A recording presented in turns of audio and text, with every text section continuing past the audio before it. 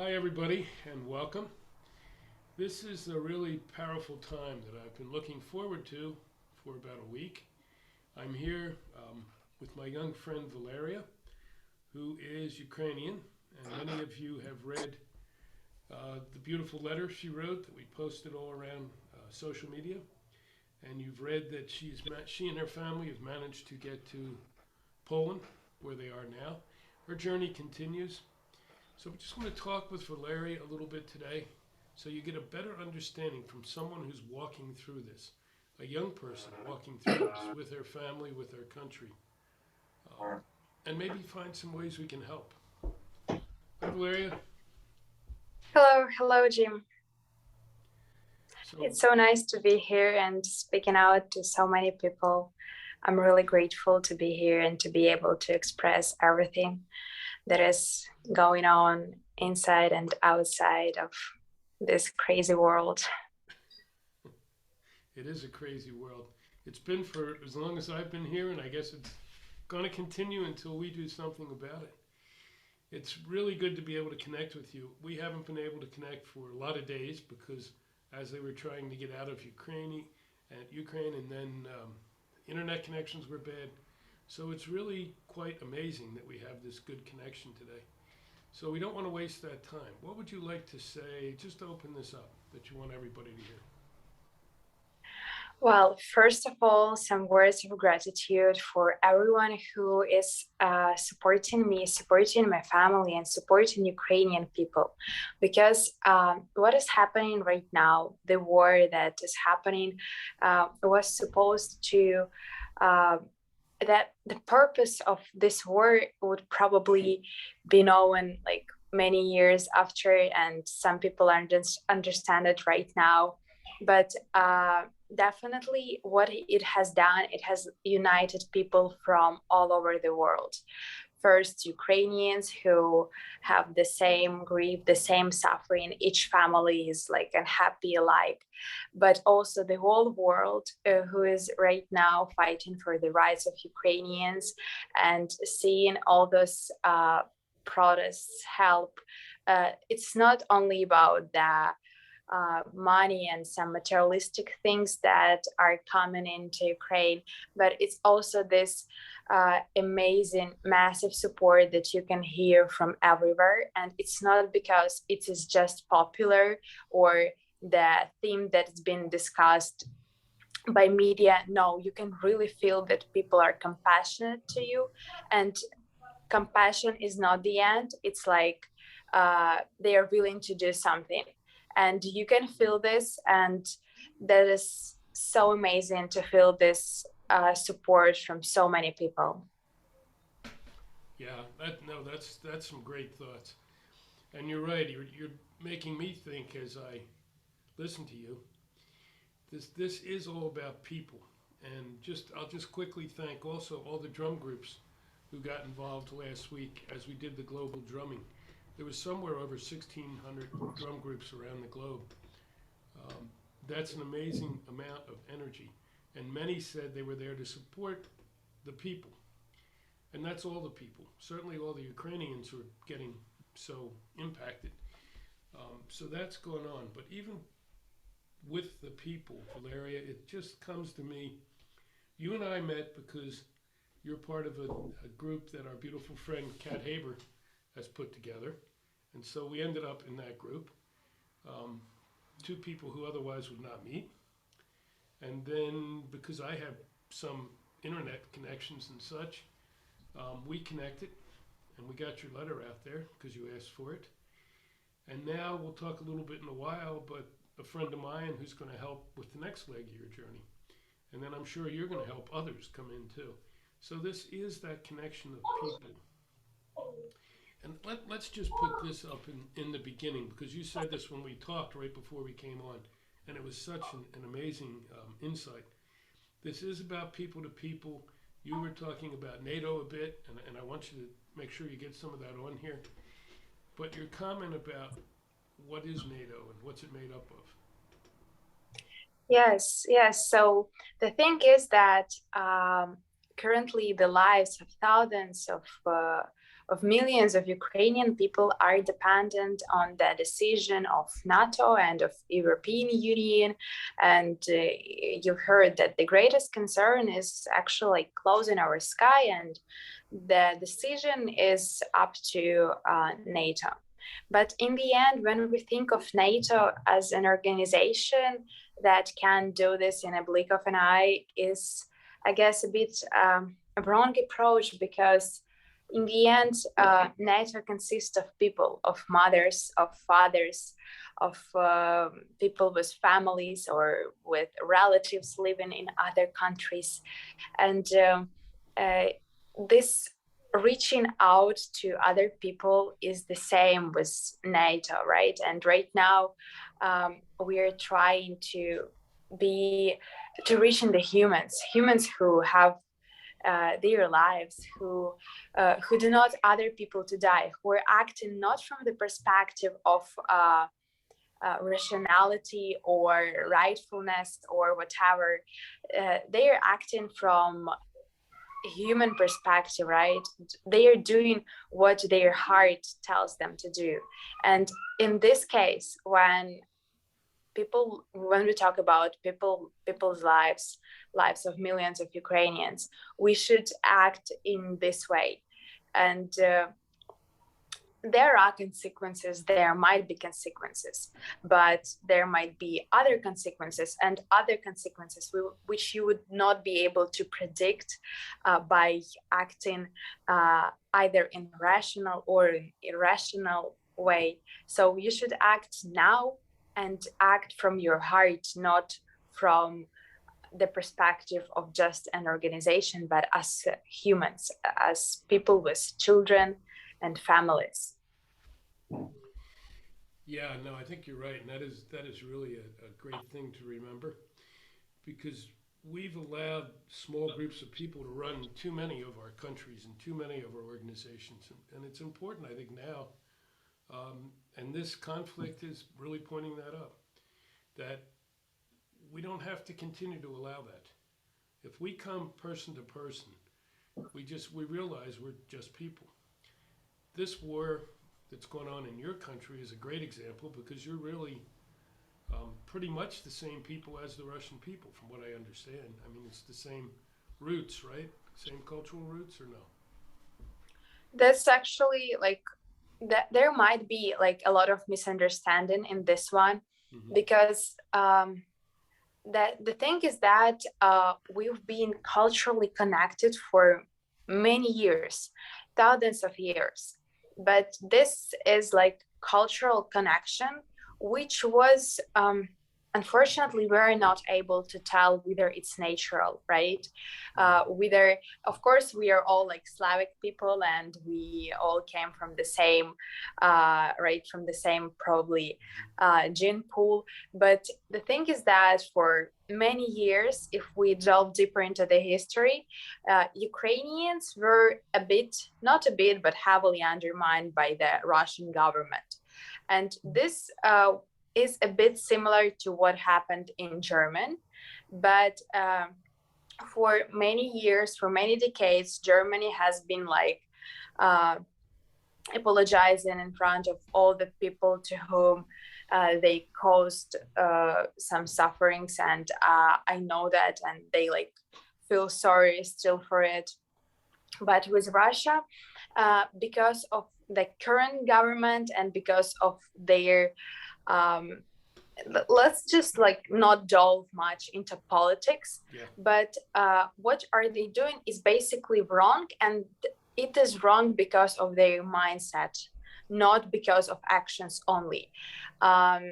They are trying, what basically they say right now is that they are saving Ukraine from nationalists, like people who love their country and their nation too much. But apart from the fact that that's lie, it has some kind of inversion of the truth, because Putin tries to kind of invert this truth by saying that we've been neighbors. We are such friendly country, and we want Ukrainians to come to our country. But what he has been doing is that he is basically separating these nations, and like there is a family in Ukraine, and parents are in Russia, and they had to stop communicating because of the war that started 8 years ago, and because Russian propaganda basically tells bad things about Ukrainians, and people who live in different countries, they basically stopped to communicate and started to hate each other. And this media thing that has been going on for decades in Russia, it did its work, and that's the problem. Yeah, and that is a big problem, and in many places in the world, and that's something we have to really face up to. I think we have to make those changes now. I've been doing this a long time. I was protesting when I was your age, and nothing has changed. Not much. I mean, some small changes, yes, but we have the same sorts of wars and horrors and hatred going on that's pushed upon us. Yeah. And we've believed, too many people believe the lies. So I totally get that, and I think there's plenty of us to support that. Why don't you tell us a little bit about what it was like getting out of your country and into Poland, and how's this journey going to go? Well, that's been something that is like, well, when the bomb, it all started out of a sudden. Basically, at 6 a.m., like I just woke up. No, I woke up actually on that day. I woke up at 5 a.m. and I was brushing my teeth, doing all the things. I had my breakfast, and then I go upstairs. And normally I do not check my phone because before leaving the home, but that for some reason I had some feeling that I might get some newsletter or whatever, or maybe some email. And then I open a Telegram chat and I see the messages from my friends. How are you? Like in big groups. Are you all right? And I understand that normally you would not get such messages at 6 a.m. in the morning. I check out my my group chat, which is like with my classmates and my teacher, and she said that you're not going to have school today. And by that time I have already got a response that like we are being bombed, but because we live far away we could not hear that, and because we live far away we waited for so long. Like it started in many cities simultaneously, but we thought that we would not leave. We are like far away from from Kiev, like maybe not far away, but around 15 kilometers, maybe 10 kilometers. And we thought that we're going to be safe. It's going to end in 1 or 2 days because it started so suddenly and it's going to end in such a way. And the second thing, of course, like you are rooted, because where are you going to go when you have a house there? Like my parents have been working so hard for everything that they had, that it was like not possible to make this decision in a matter of hours. So we waited and we waited a bit more, because then we waited because we did not want to leave all our things here, like those for accommodations, like our apartments, our cars, our basically everything my parents worked for such a long period of life, and also my relatives, my grandparents, and our dog, which kind of had some behavioral problems, and it would be impossible to ride with her in a car. Kind of possible, but inconvenient. Yeah, if that would be necessary, we would of course do that. And so we waited until the point that leaving our house was impossible, because by car I mean, because it was taken into a circle and all the main motorways were basically blocked. And when we decided maybe we should actually try, we asked one of the soldiers who was like patrolling our street, and he said, like, no, it's not safe, because the volunteering bus was basically shut, which was with children and with people, and we were just like shocked. Then a friend of but luckily then a friend of ours, by that time we had no electricity, we had no internet connection, and it was already like maybe 18 degrees Celsius in our house, but it was like still okay, like we could survive. We were waiting and hoping for the best. Then a friend of ours calls us and says, at 9 a.m. in the morning, there is going to be an evacuation bus from Irpin, which is like 7 kilometers away from us. And so our dad says, and our mother says, we should go, we should use this chance. So we take our backpacks and everything we need, and our dad drives us there, and the evacuation was only for women and men, and so we waited for 3 hours before like getting into the train, which would drive us to the Kiev Central train station, and our dad would come home. And so as we were in this train, my mother called my dad, and what he said at that moment basically terrified me, because he said that as I was coming back home, the bomb exploded just in front of his car. And then when we called him an hour after, he said that you were very lucky to leave a few hours before the tanks entered our village. And so basically, then we lose the connection with our dad because they cut out the electricity. But when we renewed our connection, he sent us a video with tanks, which he could see from his window. But that was a bit later, and for us it was a long journey ahead. We arrived into the Kiev train station. We could hear the bombs even there. It was scary, and there were no workers, almost no workers in the, just no staff on the train station.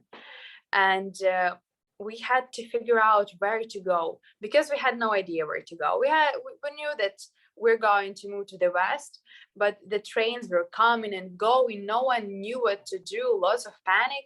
And so we hear like Lviv, Kiev, Lviv, and Lviv is like on the west, and from there you can get to some place. We jump into the first train, but we were like cool. We had cool head enough to go a bit further, because in the first two, what are the thing for this, like a wagon or like a part of the train, right? You have several of these. People were crying, were yelling because of the panic. They tried to get into one. It was very, very bad. But so finally we got our place. We even managed to sit, because some people had to stay attention for 12 hours.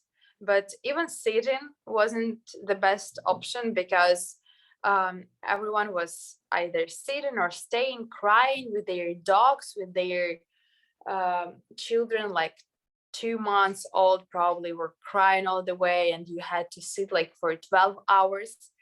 And overall, I did not use bathroom for like 24 hours, because there was like no opportunity.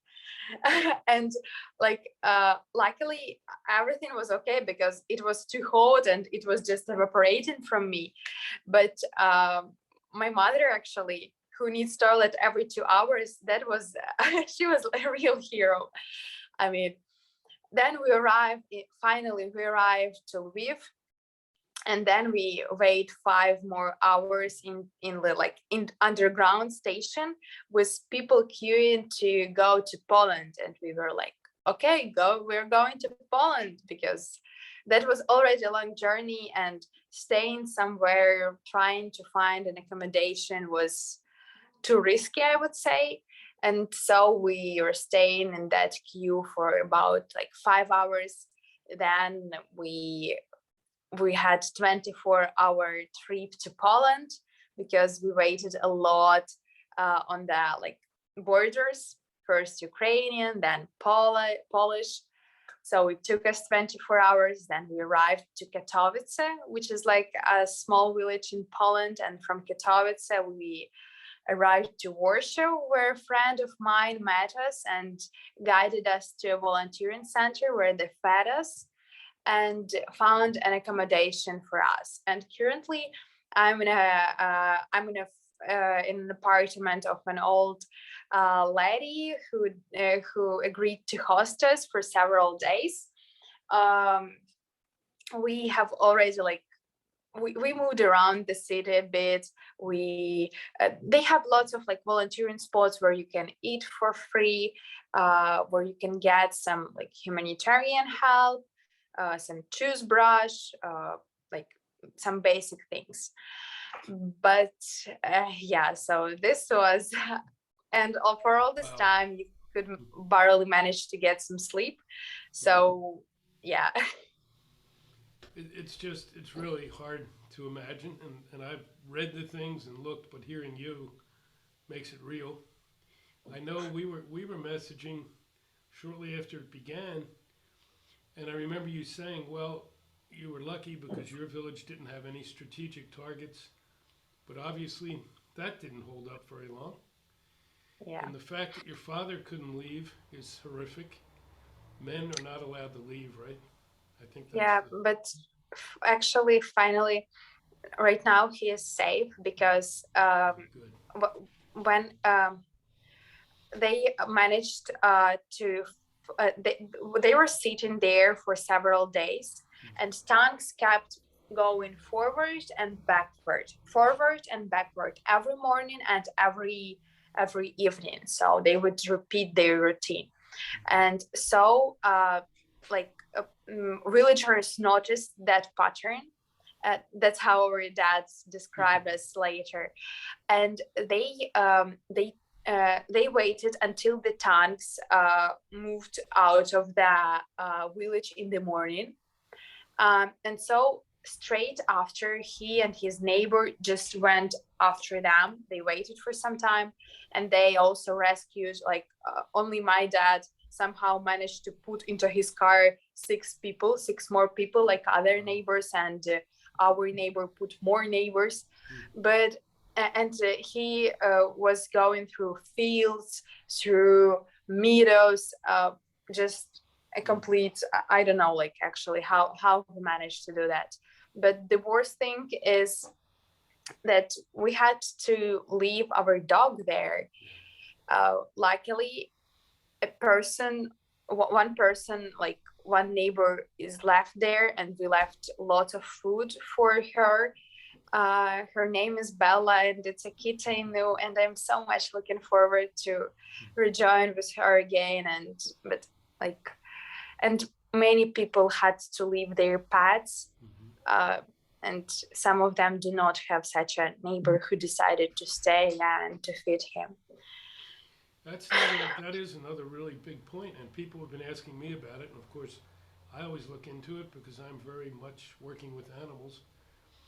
And when this happens, what happens to the animals too is quite. Now there are some big agencies, I'm told, in the Ukraine that are working on that issue. So hopefully they will be able to reunite your dog with you down the road. But at least she's safe and has somebody.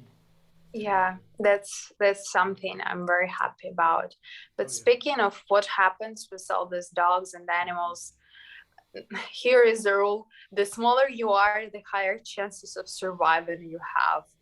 Because we had like some dogs, especially it was said that the majority of the dogs were like, this decorative small dogs, like Maltipus, poodles, who were basically they are like, they would not survive if they were like left without their clothes or without their bag or whatever. But there was also a woman with a turtle, and this one impressed me so much. Like she had this box from shoes, and she carried a turtle in this one. And also there was a woman with a hamster. Yeah, so that's, and my dad took a cat with him, Okay. and I can't imagine what stress that was for her, but at least like she's safe. Yeah, it affects the entire area, the humans, of course, but everything else too. It's and I know your mother's going through stress. Obviously, who wouldn't going through this? And you have what, a 6-year-old sister? Yeah, Yeah, I thought so. So you are functioning in many ways like the head of the family right now. And yeah, you're all of actually. what? You're like, oh, you're what, 40 years old? Actually, I'm 15. I'm turning I know. 16 this May, in the end. But yeah, like uh, I had to kind of put my mother together because that was hard for her. Like, well, not only living a husband, but living comfortable life. She. She's so much used to that, like many of us. Especially, it's hard also for teenagers who were at least those who were used to using internet. Like I was without internet for many days, and it was not a point of just staying in touch with your relatives only, but also checking the news. Here it's like sometimes they post whether people are still alive in your area, and you really want to keep up with that. But with my mother, like um, she loves this calm life, when this predictability. Many people who were like maybe about 40, but even me, like eh, they enjoy it, and she's been working like so hard for this, like helping her husband, my father, and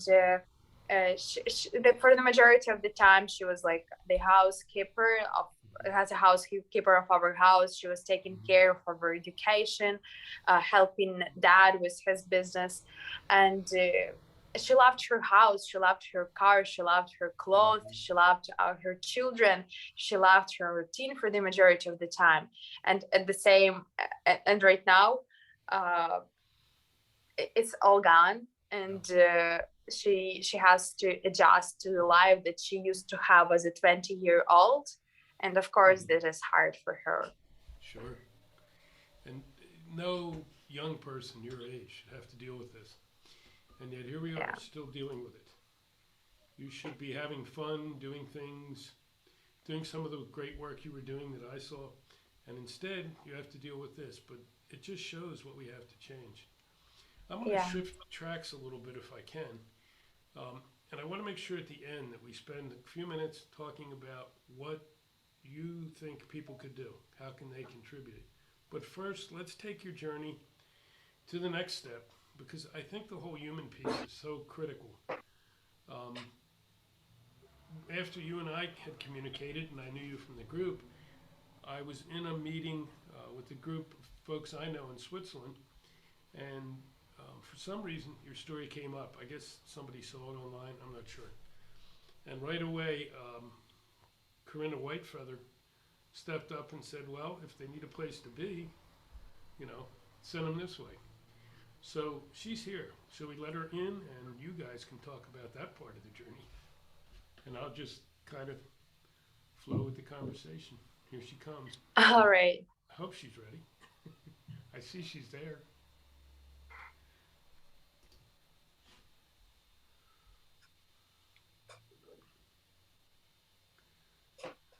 Okay. Hmm. Oh, it worked. Hi. Welcome. Hello, you both. Hi. Oh, Calimero is saying hello too. Cali is quiet. Hi, hello. She probably just heard the part about your dog, Valeria. Yeah, sure. Hello, Karina. It's so nice to meet you again. Yes, hello, Valeria. How's it going with you? Oh, everything seems to be more or less all right. I had a very nice lunch, so I'm so calm right now, and the conversation with Jim was very nice. And what about you? I'm fine. I'm clearing and cleaning up, and I tried to organize a couple things for you today, but as I told you, I couldn't reach him. So just be patient. Yes, sure. Here things in Warsaw are getting a bit, like not like tense, but more and more people started to come here, and that kind of, as I understood, it becomes a bit of an issue for local people who kind of understand that their place is being sort of like a bit minimized. And from one perspective, I kind of just like understand them, because when the war started 8 years ago, it was more like a hybrid war, and people who were coming from Donetsk and Lugansk to Kiev were met with some kind of opposition, I would say, because they were a bit like pro-Russian. And now I feel that people here in Poland, some are very welcoming, but some are very cautious, I would say, is the best word to describe it. And this cautiousness, it can be felt, but you kind of cannot differentiate whether it's to you, to your country, to they being afraid, because people here are also very much afraid. The taxi driver told us that people in Poland are being afraid of the whole thing progressing further. Yeah, probably also because the country itself is not a very rich country. We in Europe, in the rest, or I would say like around here, Germany, Switzerland, Austria, we are very aware that Poland is getting into big trouble financially. So how can it be supported very quickly? And as you know, in Switzerland, it is a new decision is going to be made tomorrow. And we'll see. Because Yes. if Switzerland agrees to open that certain new thing that they did, it's much easier for you to travel in for the Ukrainians. It would be for the Ukrainians only. Yeah, but that's very great, and I believe every country should be like supportive of the idea, so that we do not put that much pressure on Poland, because Exactly. that's a lot of pressure, more than like Yeah. a bit less than 2 millions. But still, I can understand this passive aggression of locals, because you've been living and here, like you might have some financial troubles as well, and now your country becomes a place for other people and you have to share. But that's the way things work right now for everyone, because the ones who come here from Ukraine had to leave a lot in their homes, and that's probably the worst part of the whole story. Yeah, So like you told me yesterday also, sorry. No, it's okay. Like you told me yesterday to leave pets behind. I think that's very, very hard. Yeah, we were just Today I received, that. sorry, today you wanted to say something, sorry. I'll just, we were just talking about the pet piece, and I'm just going to point out again the way this journey of yours, which is your journey, but it's taken on this global aspect. And we've talked about how we connected in a group that was in Colorado, and here I'm in the U.S. We've got Ukraine, now in Poland, we've got Switzerland, and it's going to continue. So why don't you guys just, whatever about the next part of the journey, which is, I guess, Poland to Switzerland. Yeah, but I'm actually very much looking forward to arrive to Switzerland, because like in Ukraine we have very many great travel shows, and I've seen I have like two favorites. One is like a blogger, Ukrainian blogger, maybe you even heard of him. His name is oh, of course, I forgot his name, but I think we will be able to post it somewhere, because he's doing a very great job visiting different countries and filming like 1 hour videos about that country, very picturesque videos. And one of my favorites is, oh, Anton Ptushkin. I remember that one. Anton Ptushkin, and he had this amazing travel video about Switzerland, and also other many TV shows showed the Swiss pictures and their landscapes. And I'm sure you've heard of Milka, this chocolate brand. They also promise that all of their cows are from Switzerland. So those fields, those meadows, and at the same time this stability, which Switzerland seems to be very proud of, is something that I would like to experience in the next couple of very soon.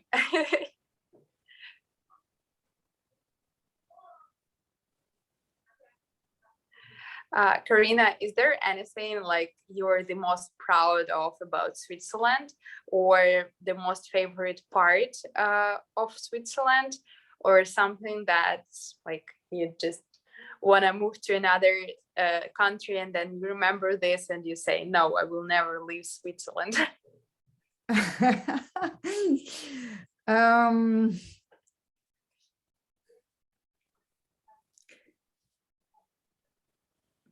I think what's very interesting about Switzerland, I'm not only talking about myself, I just would like to say something about the country, which I think is interesting, that in Switzerland, there is many different kind of cultures, languages, landscapes, all within a very small area. Actually, Switzerland is very small. It's one of the smallest countries, and but yet you have the Latin with Italian groove, and then you have the French which is very, very different, and it's very elegant, and you know the French influence, and the Swiss German part is another way which is completely different, but we're influenced from the French and Italian part, and especially with the language. In the German speaking language, we have a lot of French words in there, and as closer you come to the border, as more you do have French words in there, not so much Italian.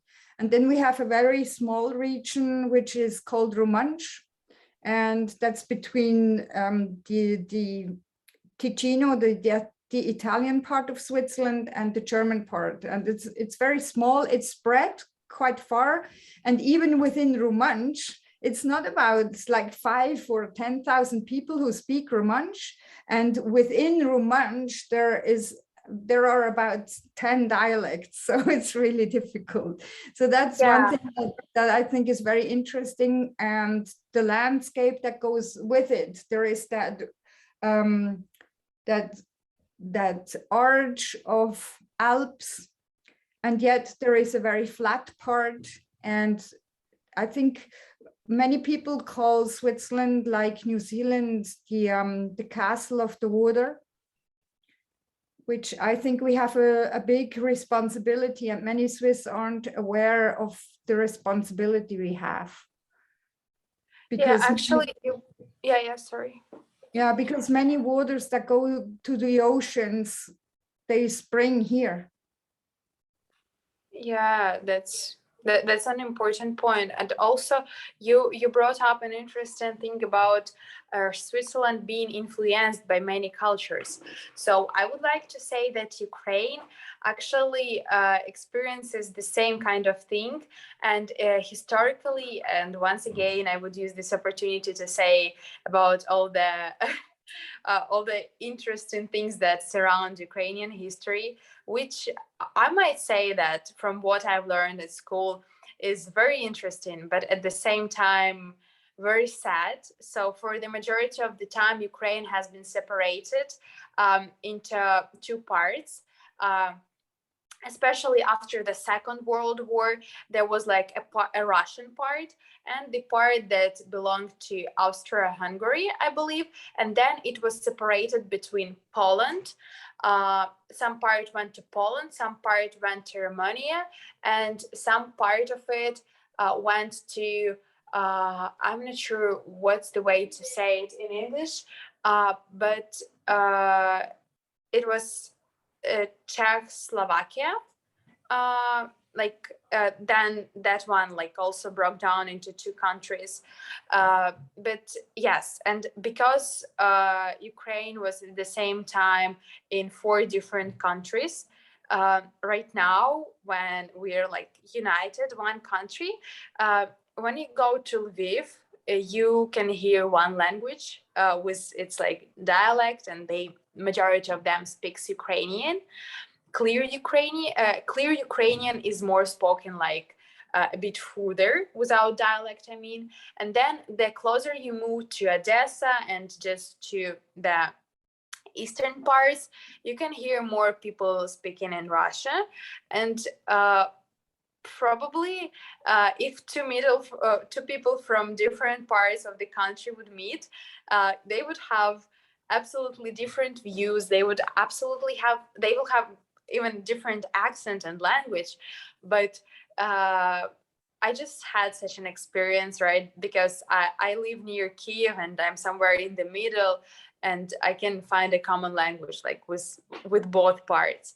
But once I've witnessed people from absolutely like different parts meeting, and it was like half an hour before they found a common topic. And that's something I really love about Ukrainians. They have some things that are like they have to work on, parts of their character. But as we integrate more with European people, we become more open-minded, and we become more, I would say, educated in terms of our behavior, because that and this thing a bit distinguishes us from our neighbors, Russian neighbors, because here in Ukraine, the majority of the people is ready to integrate and are more, what I would say, multicultural. And when you're like traveling abroad, especially like from my experience, some people were asking me whether I'm Russian, and then when I was saying that I'm Ukrainian, like they were telling, "Is it a part of Russia?" That was like a bit accusing and a bit sad, but you can actually tell, right, from the behavior, like especially in Egypt. When you are coming to Egypt, they will definitely tell you who is who, right? And what I hope like in the future is that everyone would be just a world citizen, like with this no differentiation. Yes. Yeah, that is just the way it should be. Yeah. And that's the big takeaway. And listening to you both talk, and I can put my own cultural aspects into that. It's people who have to solve this. And that's what we're doing here in a very small way. But that's how it has to work, because these borders are just arbitrary lines drawn on a map by somebody who had power. There are no borders. We're just people. Yeah, we have different cultures. I guess now there's going to be a little Ukrainian bloc in Switzerland. I don't know, but we're not very different. Then we're told we're very different, and that's what causes the problems. Yes. And even with history and like I've been bringing up the word propaganda many times already, but that is something that actually affects a lot our mindsets right now. And I'm very sorry for people in Russia, in the only way for that they are not able, like some of them are not able to fully understand the situation, because their brains have been washed for many years, and that's been done on purpose. Their brains have been washed on purpose for many years. And like, you want to ask, who gave you the permission to wash someone's brains and hiding the truth, or even creating such circumstances in which you have to hide the truth? And that's a big part of being probably a global citizen. Yeah. When we were talking about it on a call, Corinna, why did you feel moved to say, okay, what can we do to help? What we can all do to help? Well, okay. That's a very philosophical question, because when people ask me this, um, uh, one part of me wants to answer, like, you can donate to Ukrainian army, you can join Ukrainian army if you have an experience, you can help with humanitarian help, and please go and protest in your country. Just don't post like things in like it also posts things in Instagram saying like no war, and please NATO close the sky, and support this whole global movement. But also join protests, like stand for your point, do all these things. And that's really important, showing your position, and never being neutral, right? So because neutrality basically makes the aggressor stronger, right? You have to know what you're fighting for, what you're protecting, and what is your side. But the second part of me wants to say, yes, you can do this. Oh, it's my sister hiding here. You can do. She wanted to see me. She's so funny. Probably after this she would say, what are they talking about? Because she understands almost no word in English. But we are working on this one. So where I've been, about other part of me. And other part of me says, yes, of course, you can do this and you can do that.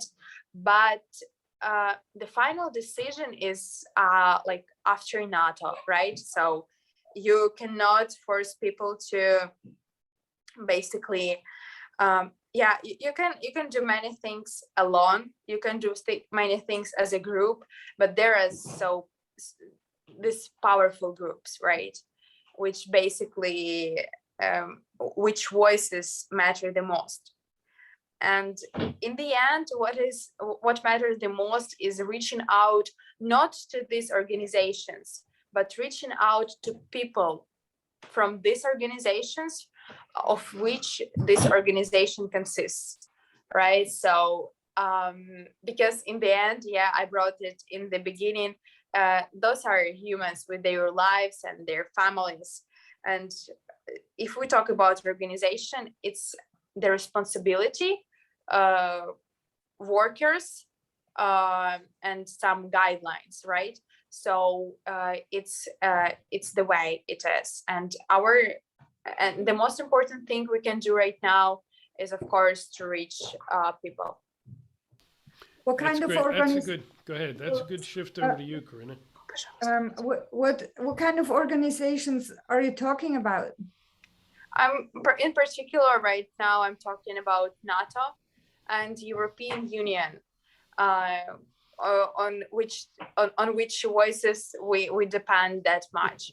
But like as a ladder, right?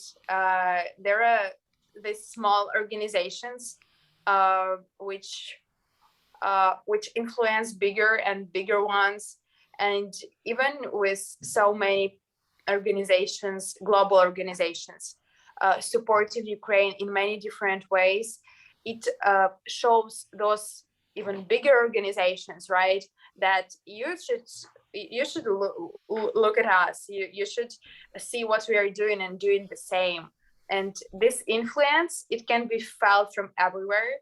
But again, it's more about being humane and staying humane and valuing and reaching out to people, not to names of organizations. Yeah, and that's this for you. This part has just kind of evolved. This journey part. Karina, why did you step up and say, okay, I'll help out? I did it because you were connected. You felt such a connection to Valeria. Okay, And that's why I did it. and that's perfect because we want to reach out to people, and as we connect with people in different areas, that's exactly how it works. So yeah, and I'm sure when you get to Switzerland, that's just the beginning of the next part of the story. We'll see where it goes. That's where Yeah, I'm hoping sure. to be before long too. But I need more than a train. Yeah, and here actually all the trains and yeah, she would not. Actually, before I asked my mother to keep her away for some time, but That's probably perfect. It's perfect. I'm going Bye. to suffer. Yeah, and also there's yeah, sorry. The old lady just came in to take some things from here. Yeah, and from all the experience that I'm experiencing right now, it's just like, my life is so different right now for what it was like 14 or 15 days ago. Yeah. And I feel that I'm different, and my surrounding is different.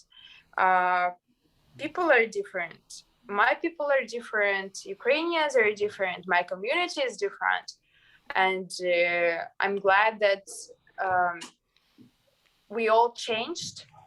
I'm not glad that in such a way because of this, Right. right? But it would be a tremendous experience, especially for Ukrainians who are now very much united, but also for the whole world who had to unite, and that's amazing, I believe. Yeah, I think that is a key piece. I totally agree. And this war is horrible. I mean, we see everything, we hear your story, but if there is a positive takeaway, it's that. It's not dividing people this time. It's uniting people. And I've been around this enough times to know that's different. And I can feel it and I can sense it. Part of me is sad that in just 2 weeks you had to go from a teenager to an adult. But another part of me realizes that you can handle that and you can still be both. So I guess we're getting near. Wow, we've almost been on an hour. We should probably wrap up so people will watch it. Hi, sweetie. Closing things. Karina, you want to go first? Any closing thoughts, comments? I was very, very amazed what you said yesterday about what is happening after. And you said you want to help and support people to get out of hatred back into love. And I would like to tell you that the White Spirit Bear and I are going to support you with this, with all we can.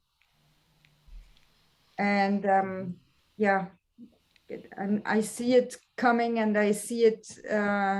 I find it very wise from you to already observe that and wanting to go in that recovery, and that as the first priority.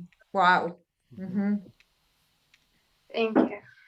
Thank you very much Yeah, for and your I totally, yeah, I'm sorry. I Yeah, I totally was saying agree. just good words. Okay. I totally agree. I think you're amazing. I think all of your people are amazing. What they're doing here and managing to accomplish, and everybody's stepping up. So thank you for sharing your story. We'll get it out there. We'll continue to do more, and I'm with Karina. We're going to be there to do things with you. There's more coming out of this, and we have to keep that up. We also have to keep a little bit of sense of humor around ourselves. So I'm glad it came in periodically today. And I loved your use of the word washing the brain, which we say brainwashing, but that was actually, that was perfect because it highlighted what you were saying. So thank you both. Valeria, you take it. What are the closing thoughts? What do we leave with? Yes, first of all, I would like to thank you very much. I would like to thank you all for the opportunity to speak out. And right now, I feel that although I'm not in Ukraine right now at the moment, I very much want to use my potential of not being disconnected from the internet and use my opportunities here where I'm safe, while other people like the other people who are in Ukraine, they're not safe right now. And I want to use my privilege right now in order to be able to speak out for those who can't, and for doing as much as I can to not just support my people, support Ukrainians, but to um, let everyone know about what is really happening and why we should act right now. And just I feel that by sharing it with in right place with right people is the best way to help everyone to get out of this situation and actually to end this situation, to end this war, to end this aggression. And I'm sure that there are many things that do not depend on me, on us, on our voices, because there are, like, as we said in the end, such powerful organizations, but also, as we said, in the beginning, those organizations consist of humans, and any human, if it's human, is a live organism who has heart, and consequently who can be reached to. That's a great way to end it. Everybody who watches this, first of all, thanks for watching. Thanks for your support. Get this out there. Share this everywhere. Let's let Valeria's words come to people where it needs to come. And join up. Help any way you can. Reach out to her. Reach out to the groups. Do what you can to help. Reach out to Karina and I, because we're gonna. This will be part of our work anyway. Is doing exactly what you're talking about, of call of remembrance. So join up with us. Join up with whomever can help to start to solve these issues. Thank you both. Valeria, thank you for being such an incredibly strong young person and a great model for everybody. Yeah. Thank you. Oh.